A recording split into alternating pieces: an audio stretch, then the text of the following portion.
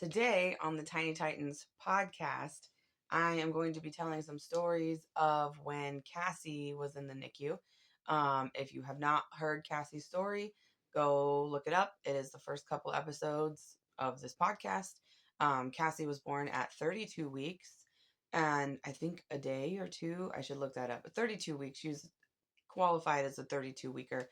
She was 5 pounds, 6 ounces, and she was an emergency C-section. So let's get into it. Hi, friends. My husband thinks that's going to be my shtick. I'm not really looking for a shtick. I'm just thirsty. It's okay. Not a sponsor. Don't look. Welcome to the Tiny Titans podcast. My name is Kaity, and I am your host. I have had 3 preemie babies.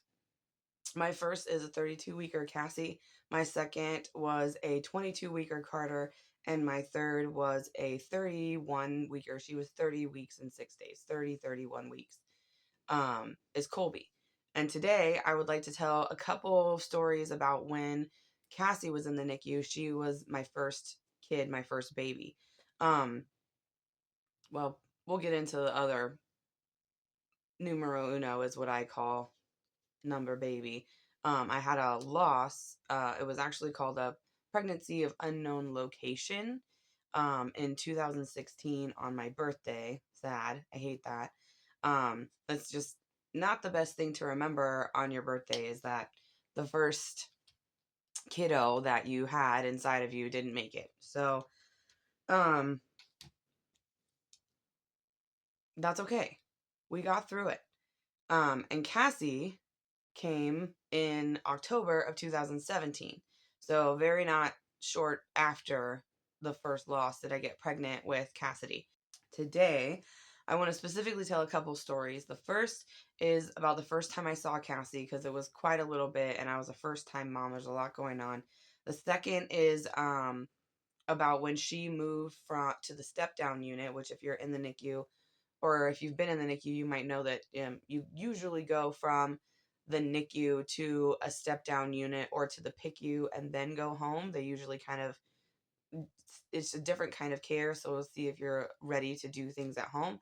And sometimes they have you in step down units because they don't have enough room, but it's basically like an extended NICU PICU. And the third story is when she came home because that was a whole thing. So here we go. Story number 1. So I had the C-section. Cassie was born at 9:54, and then I went straight to recovery.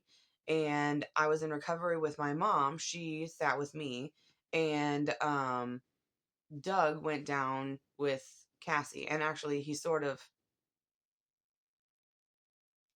look at this. Just technical difficulties right off the bat. Hold, please.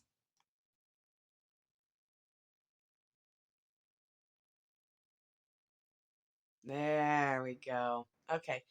So Doug was with Cassie and he sort of hijacked all of her firsts, which is fine. It was great because I was out of my mind on everything that they had given me for the epidural, whatever. I can't remember if they specifically called it an epidural or a spinal. I know that I got medicine in my back and it hurt and it was bad and I didn't like it. And when I got it with Colby, I didn't like it then either. It was great. Not great. So, I went to recovery. Doug went to hang out with Cassie. He did her first diaper change. He kind of got to hold her. He got to like know all about her immediately because the nurses were like assessing her as he was down there. And my mom stayed up in the recovery wing with me until the meds wore off and I was able to be moved to an actual room. So we got to my room. So she was born at 9:54, so 10 o'clock. We got to my room after recovery at 1 in the morning. And then I had to pump before I could go to sleep.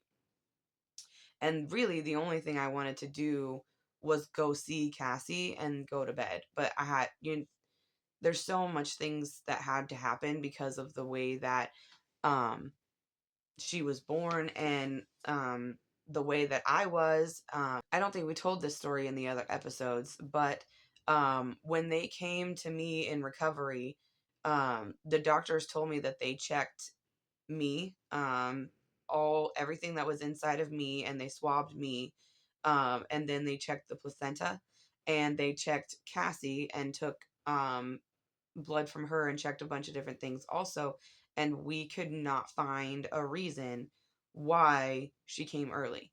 Um, they couldn't figure out why my water broke early. They couldn't figure out why they couldn't stop the labor. Because she was smaller, they should have been able to kind of like keep her up in there, but my body kept progressing. So there was no reason. So we left. Like I left the hospital even after bringing her home, um, not knowing at all why that happened or how I could prevent it with future pregnancies. I had not even thought about that yet, but now thinking back, that's like the first big thing. Maybe you should ask, how come? Why did that happen? Um so I got to my room, I pumped, and I started trying to go to bed, and Doug took milk to the NICU.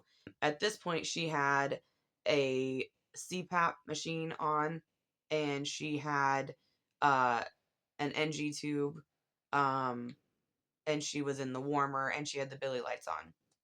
So in the isolate. So she had a lot of support at the beginning, kind of there. She quickly moved off of CPAP and went to a nasal cannula and lowered her pressures and everything. And that sort of happened really quickly.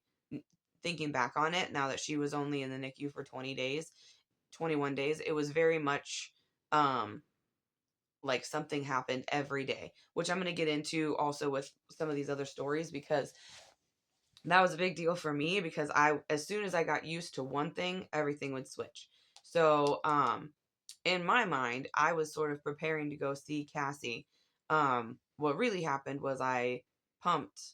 I slept for about 2 hours. I got up, tried to go to the bathroom, and pumped again. And, um, and then I was having like a lot of pain. So then we had to switch from the surgery pain. Like I was in the middle of wearing off completely of the surgical medication and onto the oral medication, well, IV medication. I had an IV at that time that they were giving me. So it was kind of like my body was kind of switching, and I was in a lot of pain at that time as well. Um I had no idea what to expect. Honestly, I had not done very much research about a C-section, because I was actually a C-section baby. My mom had a C-section with me, and so I kind of had heard about it my whole life. Oh, they cut up you open, but I didn't really know what that meant. Like there's like hearing what that is. It's the same thing about like I have a baby in the NICU. That's a very short, simple sentence. But that is a very complicated sentence of the same thing. There's a lot of things that could be happening at any given moment. And a C-section is the same. It sounds C-section, but C-section from woman to woman is very different. Um, in my case, I wasn't sure what to expect, and a lot of women have this experience where I very much felt like had been cut in half, and I had to hold myself together because my muscles were non-existent anymore. Um, so at this hospital we were at, my recovery room, the room that I was staying in, I think I stayed in recovery for like 5 days because I was having trouble um, going to the bathroom, and I was having trouble with some bleeding and things like that. They were keeping an eye on. So I stayed inpatient for about 5 days before I moved down to the NICU floor with Cassidy. Because I was having such complications, they had me stay in my room until I was able to sort of walk. I had to be able to hold myself upright enough to hold a baby, especially a baby that needs support. They had a boppy under me and everything, but you still have to be able to support the baby, and support myself. Also, it was very far from my room to the NICU, and Doug said that it took him about 10 minutes to get across just by himself, walking at his normal speed. And it took us at least half an hour the first time to go from my room to the NICU in a wheelchair over all the transitions, up and down rooms and elevators and things. And it hurt so, so, so bad. I didn't, I was not prepared. We had to keep stopping because I just told my husband, we need to just wait, just give me a minute. I need to breathe, because I was like holding everything in so tight, and then there was no muscle to actually hold. So then I would have to like take a break and just like relax my whole person. So, that I very vividly remember being in the wheelchair several times and just like sitting there and crying and being like, okay, we're halfway there. I'll make it. It's going to be okay. But it was really hard. And then I felt super guilty because I couldn't get to my baby. Um those all those emotions for first time moms are like super scary, because not only like do you know if you're supposed to be feeling it, but like you feel guilty, or I felt guilty for feeling all of the feelings. Anything that wasn't like happy lovey-dovey and like this is the most amazing thing that just happened, anything that was not that warm happy feeling, I thought was wrong. So I felt a lot of fear and guilt around her birth and at this time and trying to heal, and then that was just hard for my mental health, and it was very hard to make milk that way.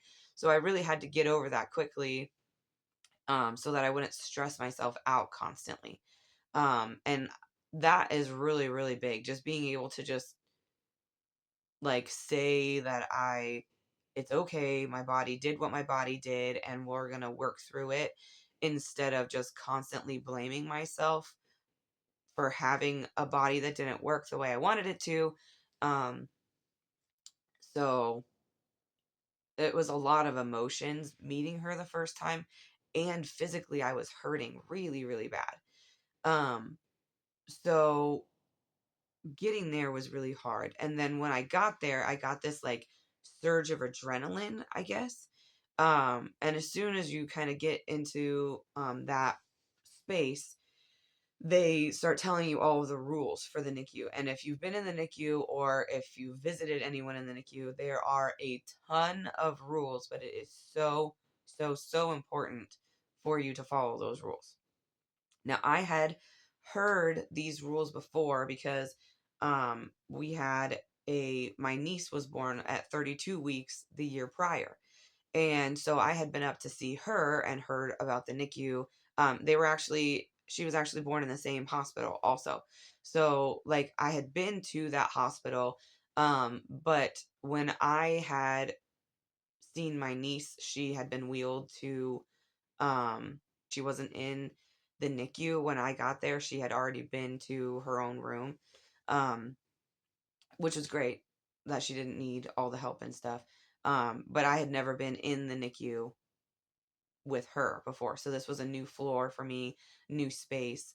And they give you all the rules right down from the top for how to wash your hands, where all the sanitizers are, how to sanitize your phone, why you should sanitize your phone, and like wearing clothes, like do you want to take your jacket off because you've been outside?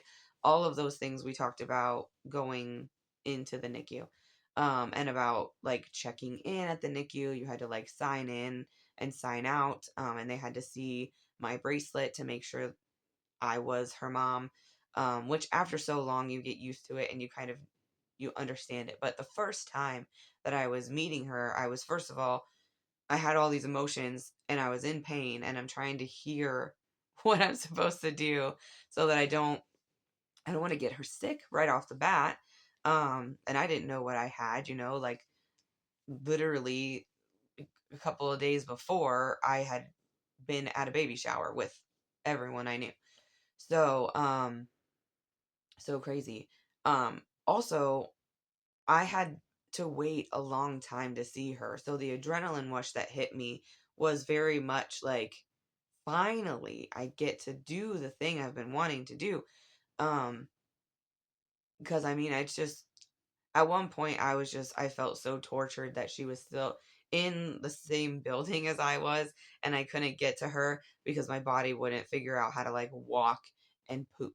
Like, and I was very mad because again, my body, like there was a lot of anger and a lot of everything, all of the negative emotions. I was throwing, hurling at myself because my body didn't stay pregnant long enough. I had to have an emergency C-section. I couldn't do the vaginal birth that I had planned for because I had done a lot of exercises and breathing and like research about it. And I couldn't do any of that stuff. So I had to very quickly change everything.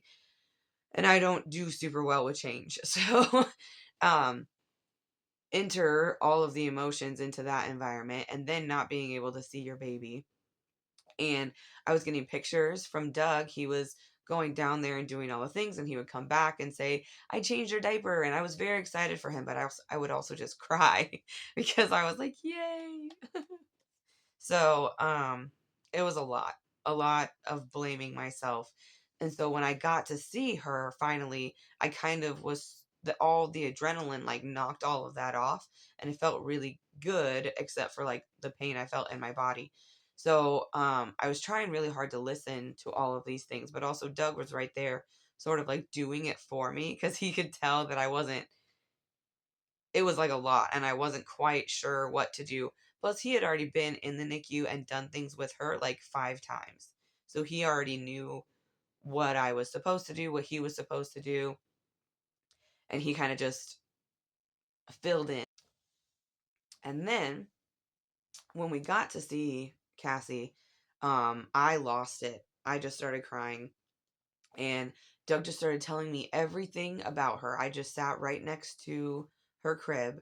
And the nurse was trying to get her ready for me to hold her. And Doug sort of knew that I needed like a, how is she doing today kind of thing. So we went through that, and the nurse told me who she was. And we did all of the procedural type stuff while I was sitting there, like looking at her, like, okay, this is, she's under the Billy lights for this. The Billy Rubin lights are the blue lights because her liver wasn't quite working the way it was supposed to.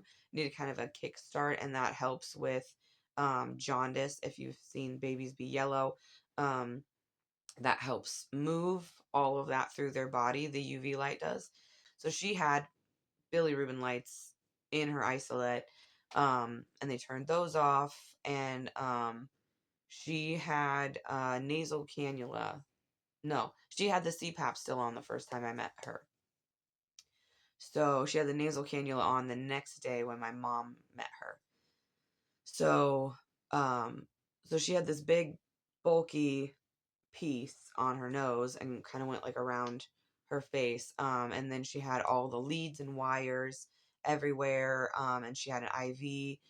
She had all these things because they had to give her antibiotics and things because they didn't know why she came early. So they just did all of the stuff to make sure that she wouldn't contract an infection or any of that stuff because they had no idea what caused the preterm labor.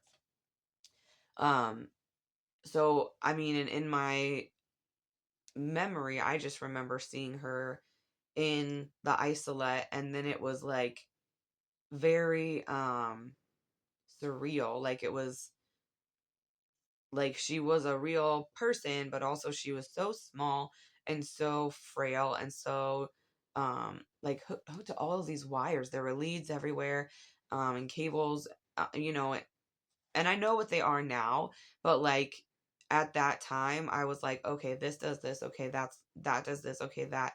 But then I was still in my head, like in a weird place, and my body, I hurt. Um, so it was very strange. Like all of this is very strange to even try and discuss because I feel like I'm trying to like explain it away. I'm not. I'm really trying to explain like where I was. And I feel like I'm trying to explain that because I wanted to know this. This is what I wanted to know. Whenever I met Cassie for the first time, I went back to my room and Googled everything.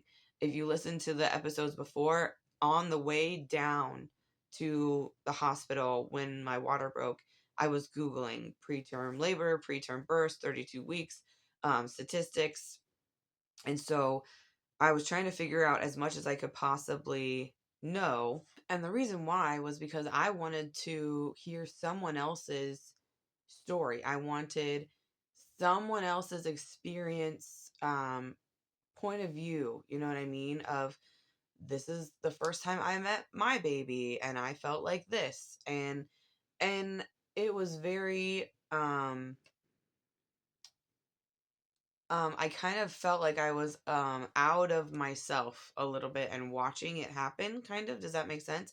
It was such like a big moment for me, the first time you meet your first child. As Doug's telling me all these things about her, and I'm sitting next to her isolette, kind of preparing myself to hold her, and the nurse is getting her ready, getting all of her leads untangled, um, and getting her unswaddled so that we could do skin to skin. So the first time, which that was awesome, the first time I was able to hold her, I could do skin to skin immediately. Um, the skin to skin part was awesome. I was really overwhelmed with the hour long, like, because one of the things is they don't want to move babies too. It's very overwhelming for babies to be moved that far, very jostling. They're supposed to be in this tight little ball all the time, and it's just very jarring for preemies. And so they really want, if you're going to move them, for them to stay in one place for at least an hour and then transition back, so that there's not so much overwhelm for their body, because their body's already trying to do so much. So I was overwhelmed with that because I thought, oof, I don't know if I'm going to be able to hold her for that long, because I hurt, and because like, I didn't know how she was going to be. Like, I mean, I've held babies my whole life. That was not the thing. She was just very small, and it's very weird. And I there's something to it about it being your kid, because I had just assumed, and I've talked to a lot of NICU nurses about this. I have said this sentence multiple times. Oh, you're around NICU babies all the time, so you know. And they say, no, I have never had a baby, my baby, in the NICU. I take care of babies in the NICU as my job. That is where I want to be to make my career, but I have never been in your position. My child has never been in the isolette. And I didn't really understand that. I thought, you're in the environment all the time, so you must know.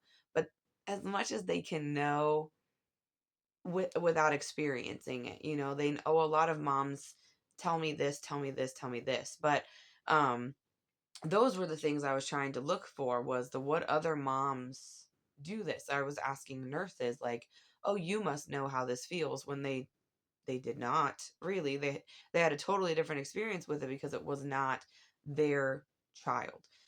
So and that everyone experiences the NICU differently, because of their circumstance, because of their child, or if they are working in the NICU, their experience is different because of their training and their background, their why they became a NICU nurse, or a doctor, or a therapist. So uh, and I think I didn't really understand that until I was in the NICU with Cassie. Um, and then trying to find other parents who had been NICU parents before, and trying to find out, like, what was your emotions? What was happening here? And I couldn't find anything. I couldn't find anyone who would tell me, this is what my experience was the first time in the NICU. And I don't know why those resources aren't available. I think it's just because it's really hard to talk about being in the NICU. And I mean, that's your kid. That is your responsibility. Your emotions are outside of you now, and in a tiny box that you were not expecting, and you have no control. That is another thing in that I realized very quickly. I had no control. I had to ask if I could hold her. I had to ask about all of her care. When was the last time she had a bottle? Could I feed her a bottle? Could I give her her oral swabs? Could I, like, what could I do? What couldn't I do? When could I do it? Um, and I also very quickly understood that different nurses do things on different shifts, which we'll talk about in another story. Um, but the first time I met Cassie, it was a lot of overwhelming emotions. And then I remember when the nurse kind of handed her to me. I don't know why, but I remember the sound more than anything, and it was just the clinking of the plastic wires against the plastic isolette. Um, and then she set her on me, and it was kind of like, oh, there you are. I was like, oh yeah, and that was fine. It was kind of like instant relief, you know. Um, and she had a little bit of alarms that went off whenever I started to hold her, until she got really comfortable, until we got her like in a place where she was situated really well. But because they kind of gave her to me this way, I didn't have to hold myself. So I could kind of just lean back, which was very nice for not having to support my stomach. Um, and I remember being so afraid of that hour, and that I was going to do something terrible in that hour or something. And then I remember that it went by really fast. Like, it was like they put her on my chest. We got her super comfy, and about 10 minutes in, we got her actual comfy so that she wasn't alarming and having issues anymore. And then Doug and I sat and talked for a while. We talked to the nurse. I talked about her. And then it was like 15 minutes that I was going to have to put her back. And I knew that because I knew I needed a pump, because now my body had her body.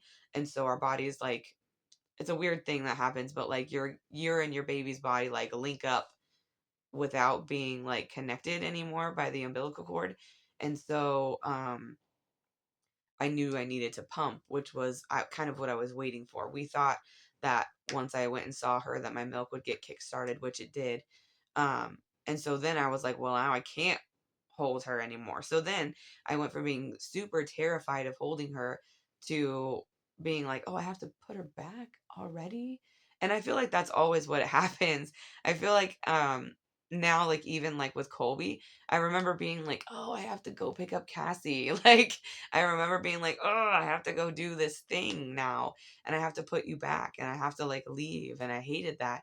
And every mom I've talked to hates that. I, you, you talk about leaving your kids at daycare for the first time or at kindergarten for the first time. Try leaving a tiny premature baby in a plastic box with strangers in a dark room, because that's how it looks, really. I mean, it's very, very difficult, and it takes a lot of like self-control to even be okay with it. And it's very difficult. And I mean, I feel like it should be easier because other people are handling a part of your responsibility. But because I had the C-section, I was still trying to take care of myself. Up until like 2 weeks after my C-section, my husband was still like lifting me in and out of bed. It took a little bit for me to kind of get healthy enough to even take care of her, which is the point of the NICU and of being in recovery. That's the whole point, is because moms and babies need extra help in between. So it was great. It worked the way it was supposed to, but it sucks when you need it, you know. So um so yeah, that was the first time I met Cassie, and I remember having to put her back, and then we had to leave and I had to go pump. And then I was just exhausted. Like, all the emotions and adrenaline just like left. I remember crying when we were driving back to my room, which took a long time and hurt again. And then I got back to my room and I had to try and pump, and we had lactation come in. It was a whole thing. So, um, but then with Cassie, I think it was a lot of hurry up and wait after that. It was like she was a big baby. Everyone in the NICU called her the big baby. She was the most stable. She just had preemie like attacks, kind of like all preemies kind of act like a preemie. Their hearts don't really know what to do because they're not in utero anymore. Their lungs don't really know what to do. Everything sort of is like short circuited. So every once in a while, Cassie would have sort of like a stop in one way or another. So we kind of slowly got better. So some days it was like, oh, she's getting better. And so we're going to turn down her pressure. We're going to turn down this. And then she would sort of have like 2 days where she was getting comfortable with the new adjustments that we had made before she would be stable again. And then they would mess with her adjustments again, which is the only way to wean. I understand that. But the first time I saw it done, I was much more, I think I was very protective of her. And I remember talking to Doug a lot about like, they messed her up. She just got stable. She just stopped alarming and they keep turning her down. And I was very angry. I was very angry in this time. But, she made advancements like every couple of days. So she was getting better and better and better. And it was very much a hurry up and wait situation with her moving to the step down unit because we had heard that that was the next step. That's where she's going to next. And she just kept having like one little thing like, we're going to keep her because of this or because of this. And it was always something small. And so I sort of just dismissed it. I was like, okay, we'll be in the NICU for another week. We'll try again. Well, then one day, um, our nurse came in, and at this time, I was basically spending all of my time in the NICU. So my room was in the Ronald McDonald House section of the hospital. Um, and so I basically go to my room to sleep, and then I would like get breakfast on the way to see Cassie, and then I would just see Cassie for the rest of the day. I would just like stay next to her in the NICU, which I had just a chair and like a little side table, and I was into crocheting, so I would crochet and read books and watch movies and just talk to her. And I did all of her cares and all of her things. Um, so when the nurse came in that morning, she was like, well, we might move her down to the step down unit today. And I had heard that before. And so I was trying to be like, okay, whatever. So we just kind of went a normal day. And then all of a sudden at like, it was like 4 o'clock. It was coming on to shift change. Shift change was at 7, and it was coming on to shift change. And she said, okay, we're going to move her down to the next unit. I just have to have someone help me and get her transferred. And I was like, okay, all right, which I didn't know what that really meant. Um, I knew that meant she was getting better. I knew that meant she was more stable and they were not as worried about her, which were all good things. Um, but it changed our daily routine and I didn't really know what that meant. Also, this happened like when she actually ended up moving, it was like 4 o'clock. She's gonna move 5 o'clock. I don't have a team to move her. 5:30. It was back and forth and back and forth. Um, and it was like 6:45, and my nurse was like, "Okay, I'm just gonna take her up because she's ready, and we've got too many admittance, so we really need the NICU space." And I was like, "Okay." Like in my brain, I was like, this is exciting, and I was calling Doug, texting Doug, like, this is what's happening. They're talking about moving her. Um, so because it happened at shift change, though, there was nothing really for explanation. It was more like, we're gonna move and then I'm gonna go home. So my nurse from the NICU moved us to the step down unit, and then she clocked out. And then my other nurse was doing rounds and getting everything ready for her shift to start. So I suddenly found myself in a very large room which I think they can put at least 2 babies in, maybe more, in a very large room with just Cassie and her isolette, and I had no idea what to do because I had never been left alone with her before. So I didn't know if I knew I couldn't pick her up because I'm always supposed to ask, and I didn't know who my nurse was, and I knew enough to know that certain nurses do things differently, and I did not know what procedure was on the step down unit. I was terrified, and I called my sister-in-law sobbing uncontrollably, ugly crying, bad, bad. I was hyperventilating because I could not understand what I was supposed to do. And I wanted to do stuff, but I didn't know what to do. And I was afraid of doing stuff because she still had all the leads and all the wires. And I was afraid I was going to mess something up. And no nurse had come over to tell me that this is why we moved her, this is why she's stable, this is what, like, that part of rounds had not happened in the evening yet. So I was just I paced the whole room, little tiny isolette in the middle of the room, and I just paced back and forth on the phone with my sister-in-law, sobbing because I didn't know what to do. I just kept being like, I want to hold her, but I don't know what to do. And she sort of explained, like, first of all, calm down, right? She explained to me her experience and with my niece, and that they were going to be there eventually, and that if they moved her, it was good. If they weren't in there, they weren't worried about her. And a lot of things that I didn't know, because in the NICU, they're always worried about you. There's someone watching you all the time. You're not by yourself. You're not supposed to be by yourself. Even when you think there's no nurses watching, they have the monitor somewhere else and they're watching her. So, and I did not know how this unit worked. I had no idea. So she was kind of like through heaving sobs trying to explain this to me. Um, and I remember being on the phone for like 45 minutes until I calmed down. Um, and then, which is ridiculous. So overwhelmed with emotion. It was insane. Um, and my nurse finally came in and kind of explained what was going on. And once I had like, oh, okay, now I understand like what we're doing.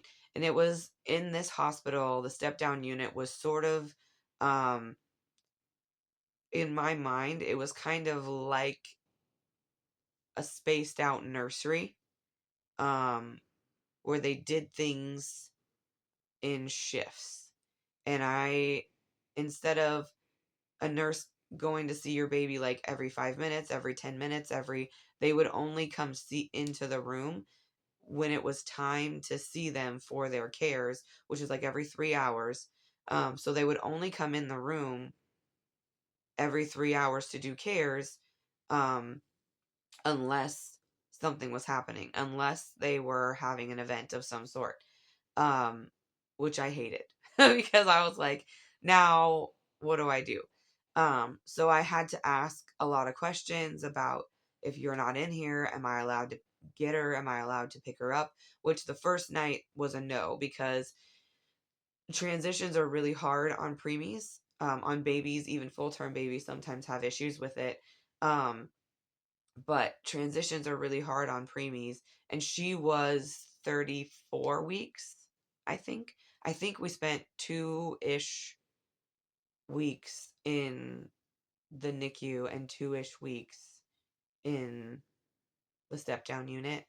Um, so she was at that time not stable enough for me to hold her. And also at this time, I had worked myself into a frenzy and my body was telling me that I needed to go pump again. So I had to leave her. And that was the other thing that was terrifying, was leaving her in her room alone to go stay at my room the first and probably second night, because I really didn't. And I thought she went from 24-hour care to like someone just popping in at her. And I wasn't quite understanding. And in my new mom brain, that was not okay. And I didn't like that. But I was still post C section. So I couldn't stay in her room 24/7. Like, I was not healthy enough to do that. So that was another big adjustment, I think, was getting used to the step down unit. And then I feel like as soon as I got used to the step down unit, as soon as I got used to the way that the nurses did things, the night nurses did things, the way that um, when rounds was, as soon as I was used to that and I was good with it, they started talking about her going home, which I was not prepared for, because everything we had heard was to not expect her to go home before her due date. And her due date was November 18th. And we came home on October 21st. Yeah, 21st. So I did not think before November for sure. Um, she ended up coming home like right about 36 weeks. I think it was like 36 weeks and 2 days that she came home. Um, but that was also a very quick thing. It was, will she, won't she? Is she stable enough? Will she take a bottle? Because that was the last hurdle for Cassie. Was she had the hardest time for her was the suck, swallow, breathe reflex. And she had not mastered it even when we came home.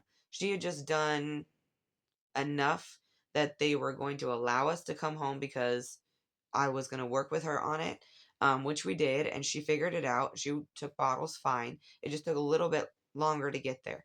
So, and we tried nursing while we were in the NICU, and she just had a problem with latching and with breathing.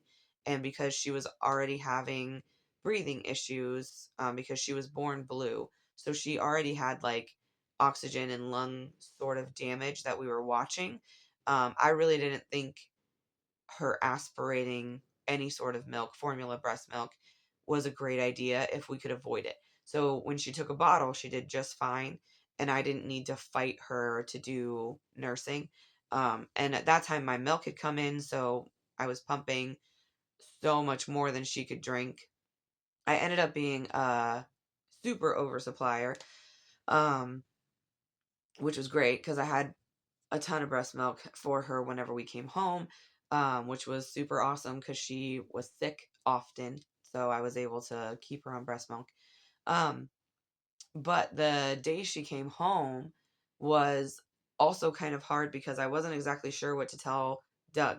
I was like, I need you to come pick us up, I think, unless she has another Brady event, in which case we won't leave for another 3 days, which that's just what happens with preemie babies. But all the will she, won't she was so nerve wracking. It was, okay, we might do the thing. And then I kind of felt like the boy who cried wolf, like at the end of the NICU stay, because I kept telling people, we might come home on Friday, we might come home on, but then she would have an event and we had to restart her clock.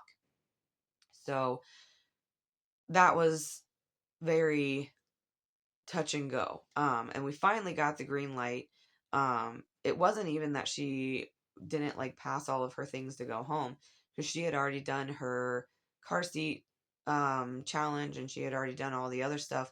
It was really, is she going to continue gaining weight if we only give her a bottle? If we take the oral feeding tube away, will she continue to gain weight? So that was the big question. They ended up letting us come home. And then the drive home was nerve wracking. I sat in the back seat with Cassie, and Doug drove us home from Chicago, which is 2 hours. It was so long. And you know what? She slept the whole way. I was so nervous. And Doug and I talked about it like, okay, if this happens, we'll pull over here. There's like a stop here. If you need to pump, if she has a blowout, all the stuff, right? Because we didn't know what was going to happen in the 2 hours it was going to take us to get home. But she slept. It ended up that we kind of like wore her out with getting ready in the morning to go. And I think we left at like 10 or 11 because we were home in the early afternoon.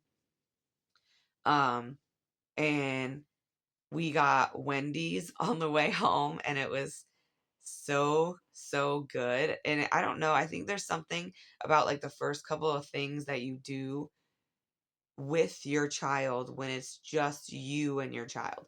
When no one else is paying attention to you, when you get to just be who you want to be with your family, it's just another feeling. It's very different. It's very like freeing. I felt very free to do what I wanted to do.